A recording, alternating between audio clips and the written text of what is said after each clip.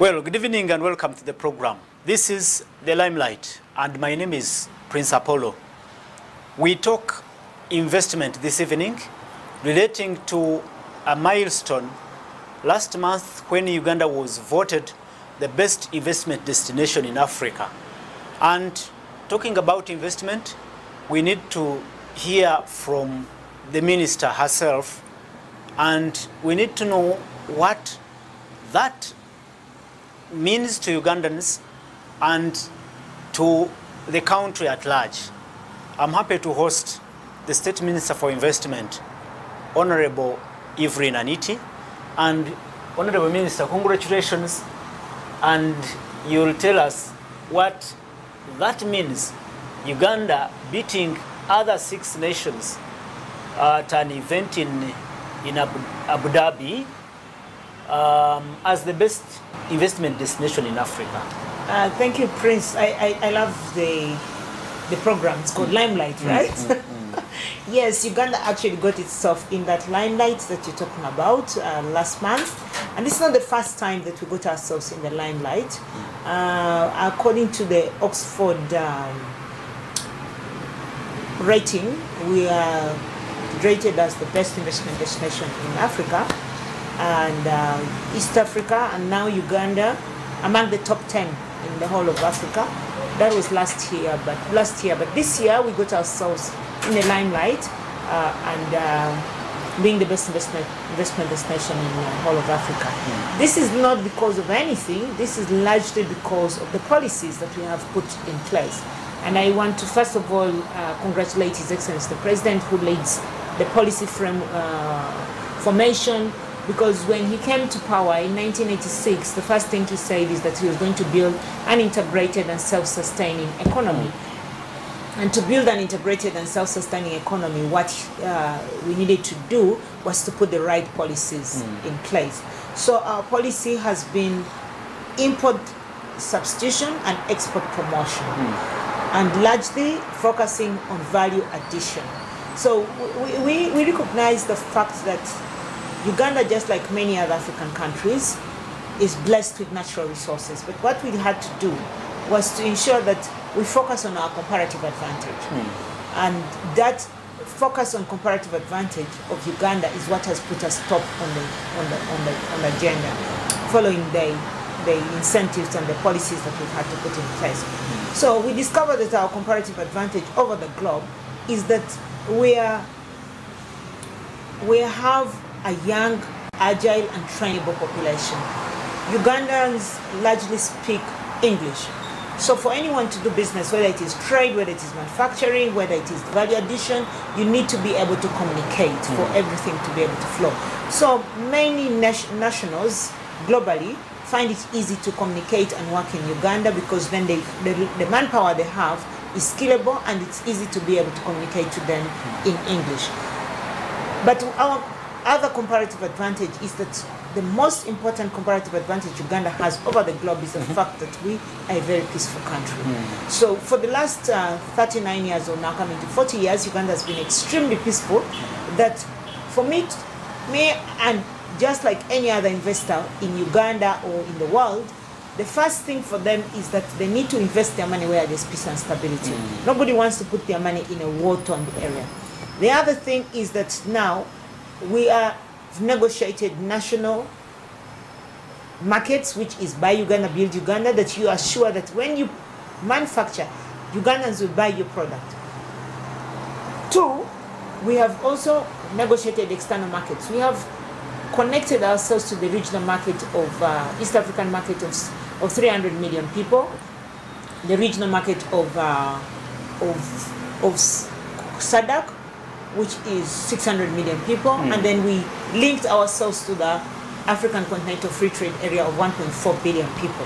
So as we're doing that market link and the policies, we had to come up with policies like you don't have to pay for tax on your plant and machinery.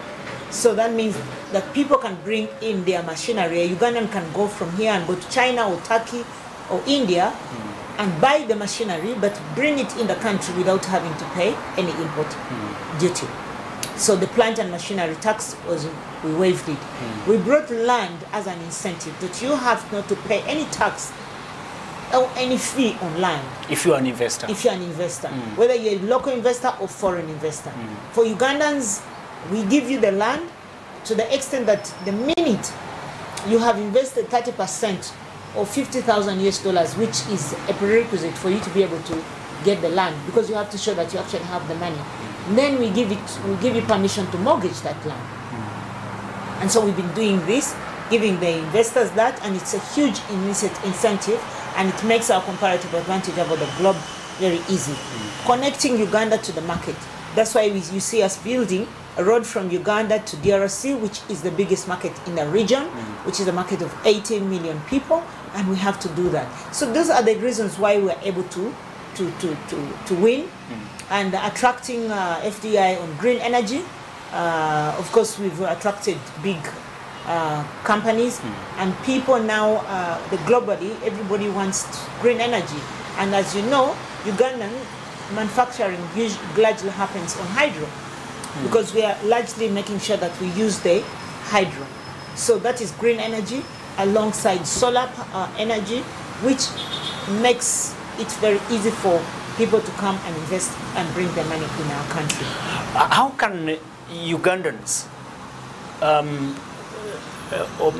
Ugandans capitalize on that leverage and benefit from that position of Uganda being the best investment destination in Africa? I think the best thing for my fellow citizens is to take advantage of the opportunities. You see, the opportunities are right in front of us. We're looking at it. You know for sure that there is demand for goats globally. People need it. Goat meat. They need goat meat. But they do not have it. They need cow meat. So beef. In DRC, a kilo of meat goes at $10. Okay? That's like 37,000. Exactly. In Uganda, you're going to sell that kilo at how much? At 15,000. At 15,000. So you have to look for that market. We already have opened for you the market. What you need to do is agriculture being the backbone of our country. Identify all the agricultural products. Now don't do it in a subsistence way. Do it in a commercial way. How can you do it in a commercial way? You go into large-scale agriculture. And we need to come into groups. Individualism cannot take us anywhere. So my plea to Ugandans is that we have to team up. If you have a family land, instead of parceling this land and dividing it into 1 acre, half an acre, 2 acres in the family, grow together. Say now that there's demand for cereals. Let's say it is maize, let's say it is sim-sim, whatever it is.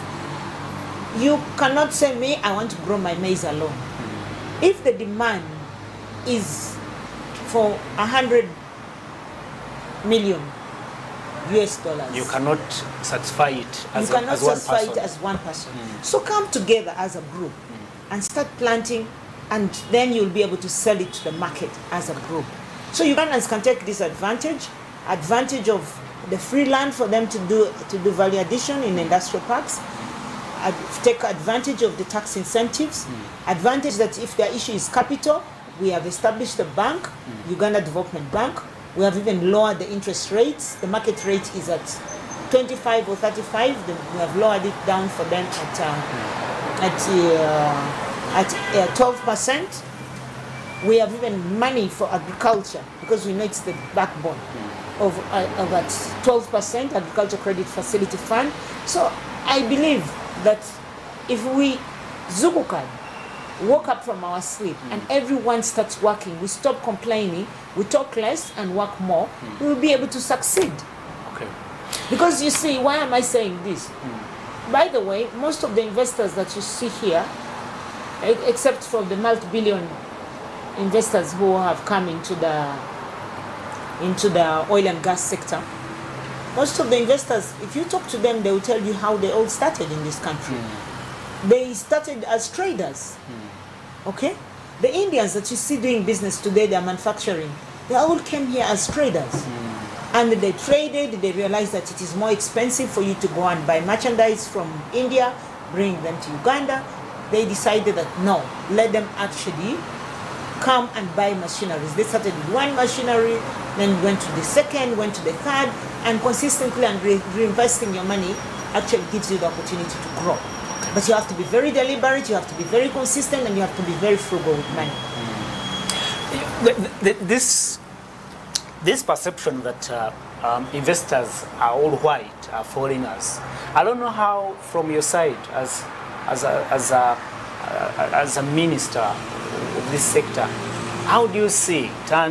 And are there special privileges for local investors, or anyway, a strategy to? We need to look at the sectors to help because local the investors. sectors for investment are clear. There is manufacturing, there is services, there is tourism, there is ICT. So let's start with the service sector, which includes hotels, real estate and the hotels. Who are the biggest owners of hotels? And some are Indians. Real estates. Okay. I'm just asking, for real estate alone, the housing sector, Ugandans are the lead investors in that sector. All the houses that you see are for rents, all these? Apartments, all of them, 90% are actually owned by Ugandans. So Ugandans chose that as the first priority. Go downtown, arcade. The arcade that you see downtown, which provides services for people to go and do trade, all those traders, all those arcades, you can mention it, Mariana, Sunlight, Pioneer Mall, mention Aponye, all those are Ugandans. So Ugandans chose that sector as their priority for them to be able to invest. As to whether they're getting good return on investment in that, that's a question that we have to ask and debate. In ICT? In ICT, right now, majority are Ugandans. And why are the majority being Ugandans? This is largely because the Ugandans young people are the ones who have developed the apps. Quick money, is it easy money? All those, that is Ugandan, except for telecoms. Now the foreign companies that we see are in the telecom sector, that is MTN, Airtel, and all that. But Ugandans are still the majority. Really? Yes. Only that the foreign companies are the ones having the giant companies. And come to another sector, hotel and hospitality. We have over 1,000 hotels. Some of them are 5-star, some of them are 6-star. Majority of them are Ugandan owned. Ugandans are the ones who have actually built these hotels. So are you saying the investment sector is dominated by local? Ugandan investors are majority. Really? Ugandan investors are the majority investors. Only that they don't want to call themselves investors. It's just because they think that the word investors means Mzungu. Foreigners. Means foreigners. No. Okay. So let's come down to manufacturing sector. Yes. In industrial parks. In industrial parks. I just used for you one example, Namang Industrial Park. The Namang Industrial Park sits at 2,200 acres of land. 440 companies allotted the land. 70% of the companies land allocated to are Ugandans. Sure. 70% are Ugandans. This I can give you by statistics, by name. I can even give you their names. Okay. Because if I give you, okay, you can. You don't want me to read for you. There are just many. I can give you the list. So, the non-Ugandan owned industrial parks are only 2. Okay. That is Mbale, and that is Kapeka. The rest are Ugandan owned. All these other Ugandans who are you can go on Gayaza Road, you can go on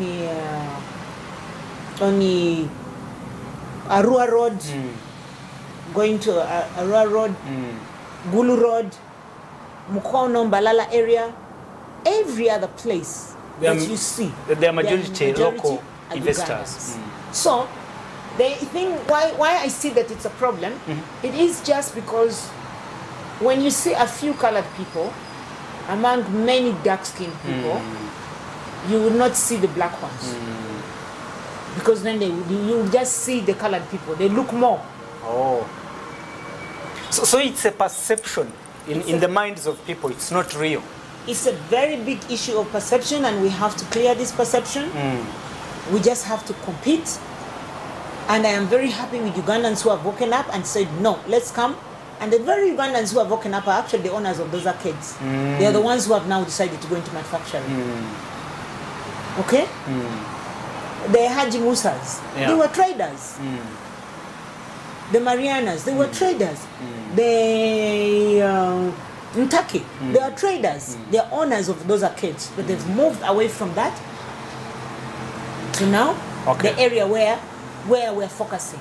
Because we have made a lot of emphasis on manufacturing and value addition, and that's why they think that Ugandans are not in that sector. They are actually there in that sector, including myself. I'm in manufacturing. Okay, what has been the biggest problem in your sector? I mean, in promoting investment in this country? The biggest problem is, I find, is corruption. Really? Yes. The biggest problem, and we need to work on it very aggressively. They're tarnishing the image and frustrating my efforts. Because every person has become more or less a dealer, a middleman, moving around with an investor. Now this has to stop. The investors can come by themselves. And everything is taking some money from them. And I've had to struggle with this in my office. And I tell them, here, you are not going to ask anybody to give money. I even ask them, did they ask you for money for bringing you here? I finished meeting with one investor, but this investor has been scheduled to meet 10 other ministers. Why? I've already stopped. I am like a one-stop center. If you need anything in Ministry of Energy, I've already given you the information. I just call Ministry of Energy, giving it to you. Much of the information is online. I don't see why they should be going to 10 and then on top of that meet the head of state. That's wrong. So at what level? Is it at in your ministry or it's not in my outside? ministry. This is the public now. The new lucrative job is conning brokerage. Investors. It is a brokerage for Ugandans. Brokerage. They've converted themselves as brokers. They have to stop that with immediate effect. And we're going to do it because we realize that it has become a lucrative business for many Ugandans.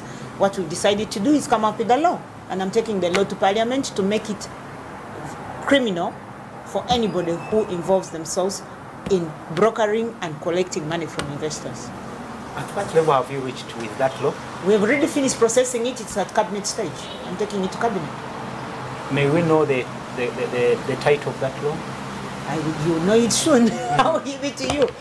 I'm going to give it to you. Let me pass it to cabinet, then I come with it here. Because this is the problem.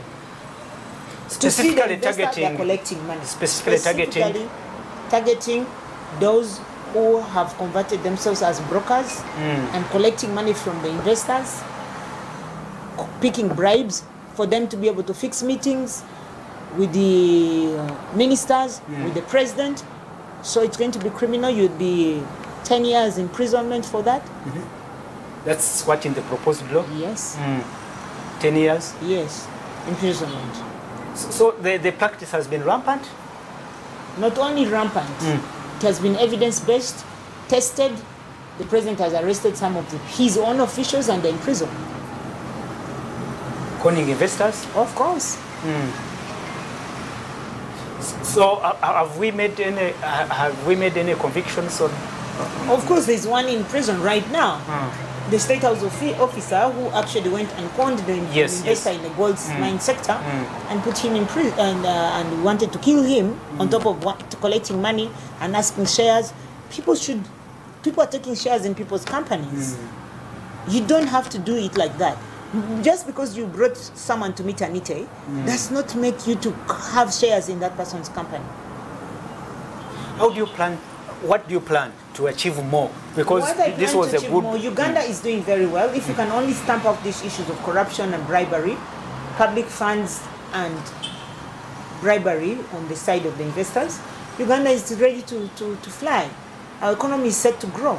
Now the contribution of GDP manufacturing to GDP is 16.5% on the GDP of 56%. Now, Uganda is growing at a rate of 6.5%. It can grow faster than that if we can only just close those other issues. I've already told you about our comparative advantage, peace and stability, cost of electricity being the cheapest in the region. We give electricity for manufacturing at 5 cents. Water, we give it to them at a domestic price of 250. It's tax incentives, corporation tax exemption of 10 years. If you have invested 100 million, or permission to mortgage the land if you have invested at least 30% for Ugandan and 60% for a foreign company. So it's, and then flexibility in forex, because people do not want to be in a place where there's scarcity of dollar exchange. So we have enough dollar in the country. They're able to trade. They're able to convert their dollar into shillings and convert their shillings into dollar, because that is how trade is. That's how business is. That's how investment is. You have to be able to have the flexibility of able to move your money. So really, for me, I think Uganda is all set to grow and surpass the middle income status. UN recently confirmed that now we're in the middle income status. Lower middle income. The lower middle income status. We don't want to stay at the lower middle income status. We want to go. And the higher in middle income status, we really want to reach the middle income status. We are desperate to become a first world. Okay. As I conclude, Honorable, I know you as a no-nonsense on issues of corruption and on issues of integrity. Do you find a problem of corruption in your ministry? Of course. A problem? Of course, there is rampant corruption, and some of them still technically. But for me, I have never accepted to give a blind eye for that. People tell me, but Nangi, I need to just keep quiet. Let these people do what they want. It is their country. It's my country too. I'm not going to keep quiet. So the point in case is that public funds being misused, instead of using it for the project has delayed for 5 years, it's at 50%, and now they're using it for paying themselves honoraria, thanking themselves. Thank yourself for what? So mine is the must return. I fought UTL very successfully, thanks to the president that he was with me. We made our company 100% Ugandan owned. It was at the verge of collapse. I really, really fought to make sure that it doesn't collapse, doesn't get liquidated. And